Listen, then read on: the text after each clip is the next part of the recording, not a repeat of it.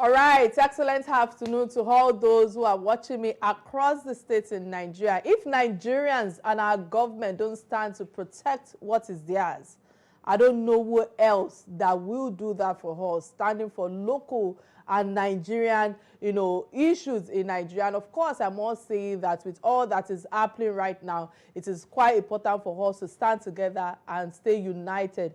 On this note, I welcome you to another interesting episode of Real Talk with Kike. I remain your convener, Kike Atanda-Owo. And of course, I think it's important for us to hear what On This Day Industry segment asked for us today. Stay with me, I'll be right back.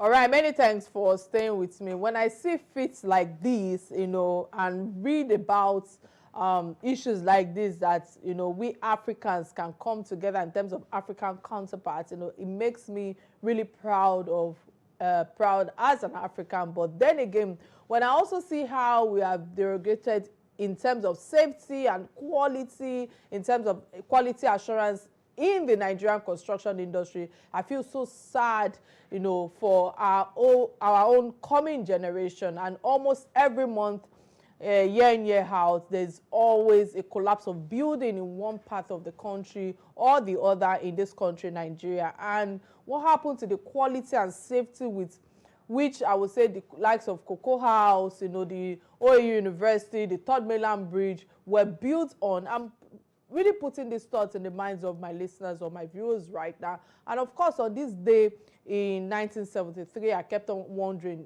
the Africa's tallest building, the Carlton Center, opened in Johannesburg, South Africa. The construction on the 50-floor building began 6 years ago earlier, when several blocks in the city center were combined to make space for the project. And the center standing, at 223 meters, and 732 feet, became a landmark of modern architecture in Africa. The building, designed by the American architectural, firm, that's Skidmore. And of course, the O-Wings and the Merrill, includes retail space, for offices and hotel, and has become a central hub today for business and commercial in Johannesburg since its opening in South Africa, to be precise. So, guys, I just feel that, all these collapse of buildings, should not continue to become a culture in our country, Nigeria, because I believe that we have, the infrastructure to make sure that we put such things in place. But guys, let me put that aside. It's important for us to get a message from my sponsors, those who have put me on this platform. Let's get a message from them. When I return, we'll dive straight to the topic at hand. Stay with me, I'll be right back.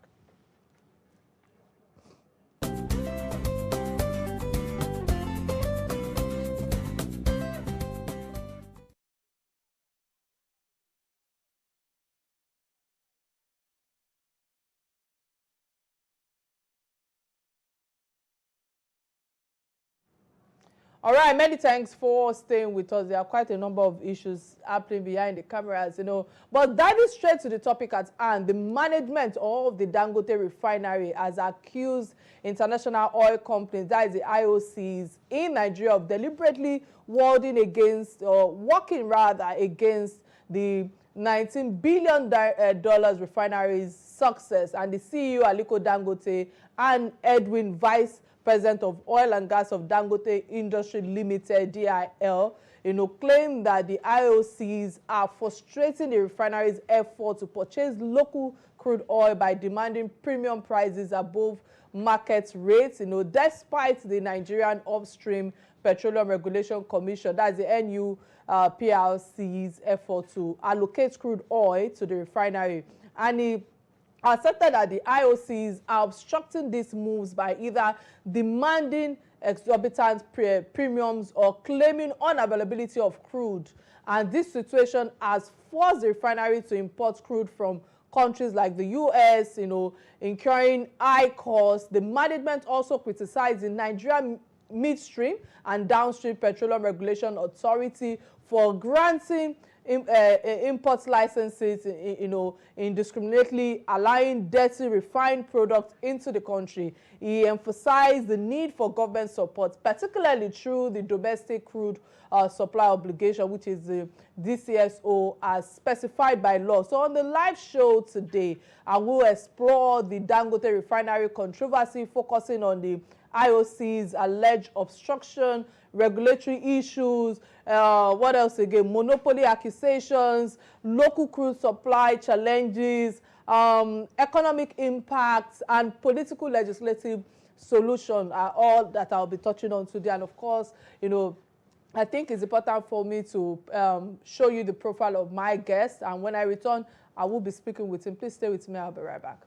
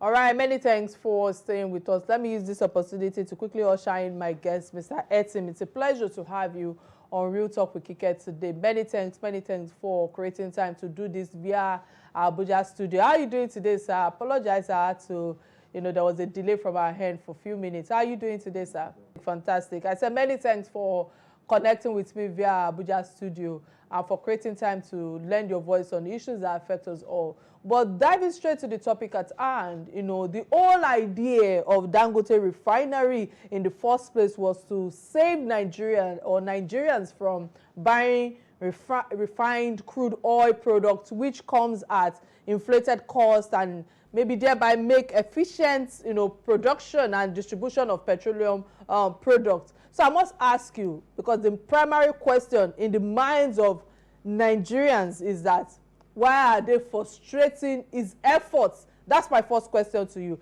My second question to you, because of a little bit of delay before we came on air, is the fact that one of the arguments of NNPC is quality control and regulatory disputes. Who is responsible for ensuring the quality of fuel products in Nigeria, and what is the truth Because on this platform, we keep it real. So what is the truth behind the conflicting claims about the sulfur content in Dangote's diesel? The primary reasons for this controversy is just some people in government are pursuing self-interest rather than national development. Yes, I was one of the journalists that visited the Dangote refinery, I think 2 weeks ago. And Mr. Aliko Dangote himself briefed us and said that diesel and aviation fuel has already started being produced in the refinery. The refinery has started producing diesel and aviation fuel, and that petrol will come up in August. But that the sulfur content usually will be high in the initial phase and then will gradually be reduced as production goes on. The sulfur content in diesel as production goes on until you reach the required sulfur content. In fact, we were taken to the 2 big laboratories where the tests are being done. But it is quite strange that the regulator, the midstream and downstream regulator, instead of working closely with Dangote to make sure that they arrive at the required sulfur content, they are rather denigrating the man, denigrating the company and the refinery, and talking down on the refinery. I think we'll go on a quick break and reestablish connection. When I return, the conversation will continue. Please stay with me. I'll be right back.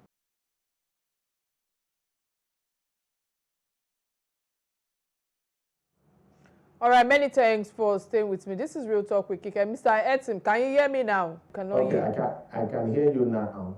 All right. If you can hear me, so let's just try to manage time because at this rate with when you were talking earlier, what came to mind is the fact that with about $30 billion inflow, to Dangote Industries Limited, potentially impacting our exchange rates, do you believe the accusation against Dangote stem from economic envy, or will I say legitimate concerns? Additionally, how can the Tinubu administration protect the refinery from the alleged powerful and dangerous oil mafias, so to speak, in terms of ensuring that it serves as a national asset for Nigerians? Yes, Dangote Industries Limited, which is the holding company for the various companies in the group, says that they're expecting to earn a total income of $30 billion next year, 2025. And $30 billion is quite huge, and it's more than what Nigeria, our country, will earn from crude oil sales next year. Nigeria will earn about $22–25 billion. So the $30 billion inflow into the economy of this country is a big deal, and it will have a salutary impact on our exchange rate. I'm sure it will bring down the exchange rate considerably.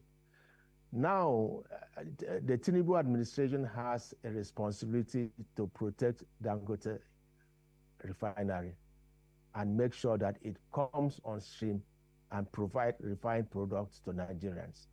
Whatever hiccups or whatever problems the regulatory authorities have with Dangote refinery, they should not come to the media and denigrate the man. That's my point. They should not come to the media and treat the man as if he's a common criminal. He's a big investor, the largest investor in Africa. You don't treat an investor this way. Whatever problems or lapses there are, if the sulfur content is high, they should sit down with the man and discuss it privately and quietly outside the media. That regulates the food and drugs industry. You will never see central bank come in and start dragging banks and say, you are not doing this, you are not doing this, particular banks. The banks and central banks meet in a committee known as the Bankers Committee, and they sort out their problems. So the midstream and downstream regulator should meet with Dangote refinery, Dangote group, and privately, not in the media, and tell the man what he has to do. Does he need more time to sort out the sulfur content, or is he supposed that should they go and inspect his laboratories? In any case, Dangote has shown us that they have inspected and certified his laboratories. Okay, so what's the noise about? What's the embarrassment about? They are giving us impression that there is something to eat, and Nigerians believe that the people in NNPC and the regulatory authorities are not happy that Dangote is coming on stream and that importation is going to stop. The Nigerians believe that these people are making profits from continuous importation of refined product, and so they are not happy that Dangote refinery is coming on stream. Nigerians expect that when Dangote refinery is fully on stream and producing at full capacity, petrol, diesel, and aviation fuel will come down drastically. The prices of these products will come down drastically. So the country is in expectant mood. The people are waiting. The people want to be sure that we are no more importing refined products, because the people want a refinery to be on stream, no matter what his fault is. I don't know whatever his faults are. We should encourage him. Across the world, countries encourage their icons, their investors. Nations were built by investors. America was built by the Rockefellers of this world, the Vanderbilts.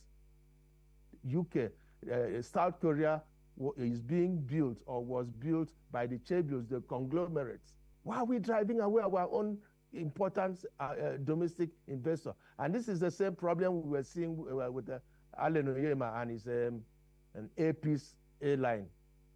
When the man started flying to London, there was so much noise about him. And he came on TV and complained that even Nigerian aviation authorities were against him. What kind of country is killing their domestic investors? The man in Norway, innocent, producing vehicles, have been complaining that Nigerian government is not even supporting him. Why are we killing our domestic investors?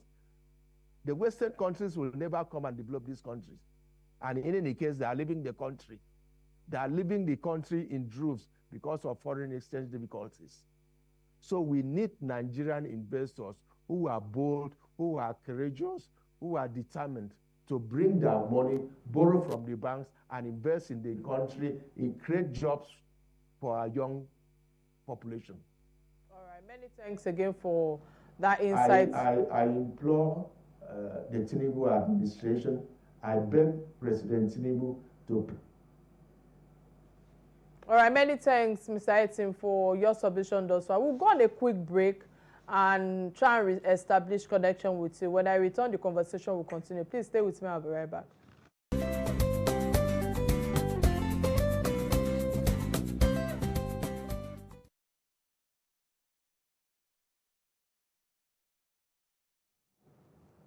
All right, glad to know you are still right there with us. In case you just joined the show, today's conversation, or will I say we've delved into the controversy surrounding Dangote refinery and its economic and political implications. You know, we've explored the challenges faced by the refinery, including the obstruction by international oil companies and allegations of monopoly.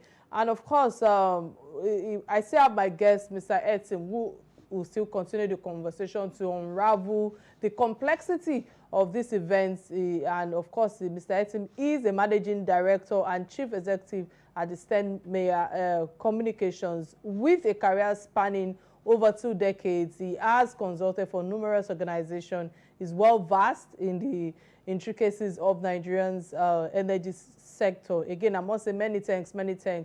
Etim, for all you've shared thus far. I apologize ahead regarding the network challenges we're facing right now. But putting that aside, let me quickly use this opportunity to open the phone lines. You know, remember that you can be part of this conversation by calling the studio number 888-8113. It will be showing on your screen right now. And of course, we're streaming live on Facebook, both on Real Talk with Kike platform and on Silverbird platform. Mr. Atim, with what you've shared thus far, I want to come to fore quickly regarding the pace between the federal government and Dangote refinery, where Nigerians were told that the federal government has about 20% stakes in the refinery, which is worth $2 billion. And Nigerians were promised that as at last year August, that Dangote refinery will be producing 650,000 barrels per day. So I must ask you, knowing that Buhari's government provided aids to him to provide relief in our energy sector, where is the controversy of monopoly arising from, is my question right now. Does the government not have stakes in refinery anymore? It's difficult to understand where this controversy is really coming from. It's really very difficult to understand, because we all were expecting Dangote refinery to come in and win the country of importation of refined products. And now we are hearing from the regulatory authorities, some people are saying it is a monopoly, some people are saying the sulfur content is too high, and all sorts of allegations, and it is baffling. First and foremost, Dangote is not a monopolist in the refining sector of the economy. There are many other and the man has not stopped anybody from coming in to produce. The government has 4 refineries that have not been working in the past 20, 30 years. It is not Dangote that has stopped them from production. Port Harcourt refinery has been going through turnaround maintenance since I was in secondary school. Nobody has stopped them from production. So it is quite unfair to begin to label the man a monopolist. That's number one. Number two, if the sulfur content is too high, Dangote has said that they are working towards reducing it, and they are gradually reducing it, and by next month, it will get to the required standard. Now, my point is that it is now up to the regulators, the midstream and downstream regulators, to work with Dangote and make sure that the required level of sulfur is maintained. They should not come to the media and denigrate the man. They should not come to the media and humiliate him. I had also said that this always happens whenever a Nigerian investor is bringing money to invest at home. When Allen Oyema started flying APs to Heathrow or to London, that was a problem we had. He came to TV and complained that Nigerian aviation authorities are not cooperating with him. He spoke and complained, and Nigerians stepped in, and now I think that area has been sorted out. When Innocent Industries started producing motor vehicles in Norway, the man complained that Nigerian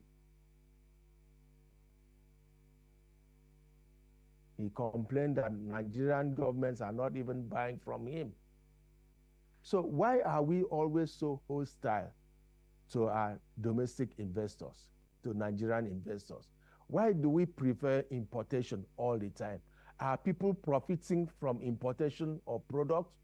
Are people making money, illegal money, from continued importation of refined products? Is there anything to it that meets the eye? Why do we want to kill Dangote refinery? The refinery alone is employing more than 30,000 Nigerians. It's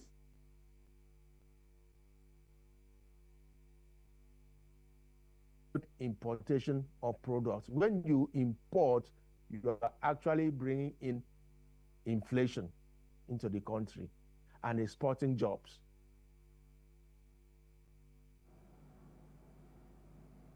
All right. I hear you, sir, and I like the fact that you touched on Barrister Oyema, because he's one of our sponsors on this platform. And he was on this platform to also, share his thoughts regarding quite a number of challenges he was facing them. But when you mentioned that, what came to mind is the fact that Akinwumi Adesina, who says that the whole issue on Dangote is shocking and creating bad waves for Nigeria globally, in a nation that has been importing refined petroleum product for several decades. The abnormal simple thing, like he said, became very normal. So no smart investor would make a $19.5 billion investment and want it to be undermined by importers. So I must ask, how should we be mitigating our image in terms of attraction of foreign direct investment, knowing that there's no ease of doing business in this country? I believe that I've spoken so much about the ease of doing business in this country. Putting that aside, that's my first question. Please don't forget that. My second question is the fact that, on the other hand, Aliko Dangote in his public interview implied that there is no support from the government, that even the land the refinery is situated upon, that he paid $100 million to Lagos State government. Lagos State hasn't debunked that, and no statement has been issued otherwise, which means that as a businessman, he is dotting his I's and crossing his T's. Wouldn't this eventually lead to a position where it would be too indispensable that it will control that sector, just like the cement industry? Because when you were speaking earlier, you were talking about, they shouldn't come to the media. Sometimes I feel that when there's a lot of back and forth from investors or stakeholders, and they cannot manage the situation, they refer back to the media. Hence the reason why we are talking about it today. There are the pros and cons of media. In as much as I agree with you that not everything should be in the media space, but I believe that if Dangote, Aliko Dangote, had not spoken up, because some of the challenges we are facing today, or some of the challenges he's facing today, we wouldn't know that he's facing those challenges. So one way or the other is a plus for him. What's your take thus far with my two questions? Yes, it's just boils down to what we are saying, that we pay lip service to issue of enabling businesses to thrive in the country. We pay lip service to the fact that we should give incentives to domestic investors. Instead, I'm always surprised to see our leaders, our presidents, our governors get into aeroplanes and fly overseas in a bid to go and look for investors. Are you still hearing me? Yes, sir. Okay. I mean, it's always baffling to see our leaders get into aeroplane and fly abroad and say, oh, we are going to look for investors. But the investors you are going to look for are seeing how you are treating the domestic investors. The investors you go abroad to look for are in bewilderment.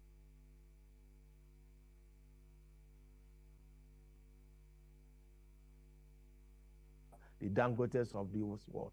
We have the Oyemas of this world. We have the Innocents of this world.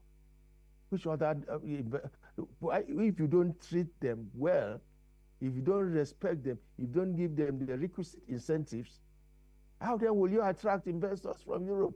Which European investors will take this kind of embarrassment we are seeing here? Or does it mean that our regulators prefer foreign investors to Nigerian investors? I mean, there are so many questions. Nigeria, if you look at social media, Nigerians are wondering what is going on. But this is not totally strange. Dangote himself says that he has always been fighting against establishment in Nigeria. I remember when he was investing in the cement industry about 25 years ago, the government privatized and sold some of its moribund cement plants, and Dangote went to buy the one in Benue State. All hell broke loose. They said, oh no, he cannot come and buy Benue cement. Oh, he is Fulani, how can he come to Benue? There was so much controversy that I was embarrassed. And yet the man eventually succeeded thank God President Obasanjo was in office then. And of course, President Obasanjo wouldn't take this. So he succeeded, he bought it, and today he's a major supplier of cement, both domestically and export, earns foreign exchange, bring back foreign exchange into the country. Now we are seeing it again. He's trying to, he is building his refinery. He has started producing AGO. He started producing aviation fuel. And now he's about producing petrol, PMS. And that means that we are not going to be importing this product again. And now all hell is let loose. People are shouting, sulfur contents, monopoly, monopoly, monopoly. Why don't you put the 4 refineries owned by the government into production? Why are you continuously doing turnaround maintenance? NNPC borrowed, or the government borrowed, during the presidency of Muhammad Buhari, the government borrowed $1.3 billion and gave to NNPC to turn around the Port Harcourt refinery. We have not heard anything on that. That one has gone into voicemail. But now this man says he's ready to produce PMS at home, and you are shouting monopoly. Dangote had planned to start producing steel at home. Because of these problems he's facing now, he said he's suspending that. The man is frustrated. I looked at him on TV yesterday. He looked worried. He looked abandoned. He looked desolate. He looked despondent. What a country. What a country. A country that kills its icons. A country that kills its stars. Elsewhere, stars, they are carried like babies. These are icons. These are nation builders. But in Nigeria, we keep behaving as if politics is more profitable than business. Politicians are treated well. Politicians are treated like eggs. But hard-working businessmen who borrow money from banks, who bring in equity to invest in this country and create jobs, are treated like criminals. What a country. I ask President Tinubu to please come in and intervene and protect Dangote. I don't know Dangote from Adam. I'm not related. We are not from the same part of the country, but we are from the same country. And I'm seeing what he's doing. And I'm seeing his contributions to the economic development of the country. And I think he deserves to be treated better. Unfortunately, I agree with you completely. I wish I had much time to actually, ask you more questions. Also with the fact that we've been having, the network is a bit erratic today. But I must say many thanks for lending your voice on issues that affect us all. But before I let you go, there's the last segment of the show that we call Trending Stories. These are stories that bind us as Nigerians, as Africans. And this is where I, as a host, I have an opinion. And my first trending story is about a CEO of a Black Boss Group who has won 3 times the Best Businessman Award in Turkey. And yes, in Turkey. And the big celebration for Steve Asowa, I think that's his last name, if I pronounce that correctly, also known as, Black Boss in Istanbul, really shows the big problem we have in Nigeria's business environment that you, my guest, Mr. Efim, have emphasized on today. Steve, who is originally Nigerian but grew up in Turkey, has done so well over there, winning the Best Businessman Award 3 times and leading the Turkey and African Businessmen Society. This shows that the kind of potential that we have, if things were easier back home, would be better for most of us to stay back instead of going abroad. But the fact that Steve chose to build his business, or will I say his business empire in Turkey instead of Nigeria, points to the problem that you, Mr. Esim, have been emphasizing on, and also the problems or the challenges that we face right here in Nigeria. So doing business in Nigeria is extremely tough. I'm an entrepreneur and a journalist, but I can tell you that it's a tough word right there. You know, sometimes you wonder whether you should execute business with certain top organizations, knowing that your money will come out quickly, but your money could be stuck for years because of too many rules, you know, too poor infrastructure, and not enough support from the government itself. So you see a lot of even international organizations struggling with revenue. So these are the same issues that Dangote refinery is dealing with, that you and I have been discussing for a while, from accusation of being blocked by international oil companies to challenges with regulations to being accused of being monopolist. You know, Steve's plan to invest in Nigeria gives us some hope right now, but they also highlight the need for big change to attract and keep such investors in our environment. The Nigerian government needs to make it easier to do business by cutting down on complicated rules, being more transparent, and providing the right infrastructure and support for entrepreneurs, for individuals who are ready to even bring back to the society, bring a lot of impact. Because if Nigeria can fix these issues,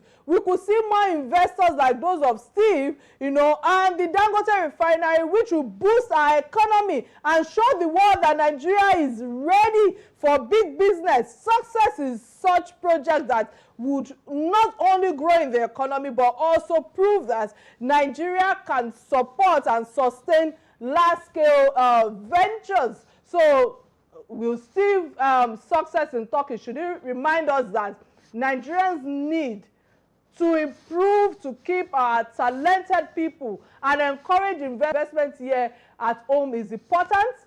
By doing so, we can all unlock the full potential of our entrepreneurs and make our economy more stronger. You know, before I come to you quickly on your opinion, let me take my second trending, then I'll ask you for your opinion, because I know the first trending, you've spoken lightly on your insight on issues that affect us. And the second trending right now is about the Senate president that takes a bow to apologize to female Senator Natasha over careless remarks, and Senate President Godswill Akpabio apologized to, you know, the Senator Natasha Akpoki. That shows that, if you ask me truly, my own opinion, keeping it real on this platform, it shows real maturity and respect. I think that I respect this Senate President. Last week, you know, Akpabio rather, you know, told Natasha not to talk like she was in a nightclub after she spoke without being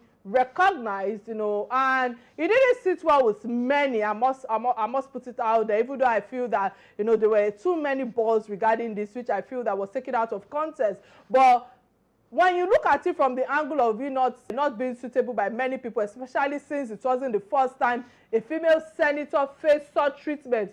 Remember when Ireti Akigigbe, I don't know if that's the right pronunciation, was shut down too. Today, Tuesday, Akpabio came out and apologized openly on the Senate floor, saying that he never meant to insult any woman and that he prays for women to be uplifted. After all, he has 4 daughters and a beautiful wife, and he even mentioned how his phone and his wife's phone has been bombarded with angry calls and text messages. You know, for me, you know, my takeaway from his apologies, right? It's great to see him acknowledge his mistake. It's great to see him take ownership and set things right.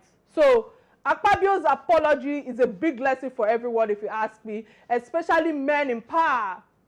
You know, women deserve respect in every field, and it's important to listen to their voices and treat them with dignity and integrity that we deserve. It's a reminder that no matter how high up you are, acknowledging your mistakes and showing respect can go a long way. So this incident also highlights the power of social media and public opinion. Hence the reason why I was emphasizing earlier that there are pros and cons to social media. Hence the reason why you see the likes of, Dangote coming out now to speak. He's not known for somebody who speaks to the media. The backlash Akpabio faced online shows that people are watching and people will hold you accountable and demand fairness. So Akpabio said he won't let anger push him to regulate social media, which is also a good move because social media can, hold leaders accountable. And I think I should hold my breath before I get too emotional. In the end, it's not just about apologizing, it's about learning and changing. Akpabio's apology to Natasha is a step in the right direction and a call for women, not just in politics, but in every aspect of your life. Men must understand that you must treat women with respect. On this note, unfortunately, I've been whispered that they've been running commentary that we need to round off now. I wish I could take your submission on this, my guest, but many thanks for creating time. My resourceful guest, Mr. Ethim, that for coming on the show and of course for letting your voice on issues that affect us. So see me next week see me on Thursday, but before then, catch me live on the Special FM at 5 p.m. tomorrow. See you then. Bye now.